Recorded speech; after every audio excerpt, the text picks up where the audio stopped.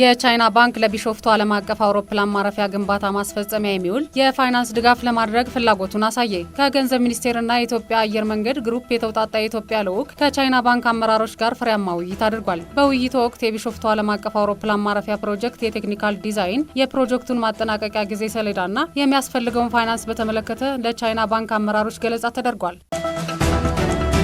የኢትዮጵያ ሀገራዊ ምክክር ኮሚሽን ከትግራይ ክልል ባለድርሻዎች ጋር የአጀንዳ ማሰባሰብና የተሳታፊ ልየታ መርሃ ግብር ማካሄድ ጀመረ። የትግራይ ክልል በምክክሩ ሂደት መሳተፉ ለሀገራዊ ችግሮች መፍትሄ ለማስቀመጥ ሚናው የጎላ እንደሆነ ነው ዋና ኮሚሽነር ፕሮፌሰር መስፍን አርአያ ያነሱት። የመድረኩ ዋና መዳረሻም ለችግሮች የጋራ መፍትሄ ማስቀመጥ እንደሆነ እወቁ ብለዋል።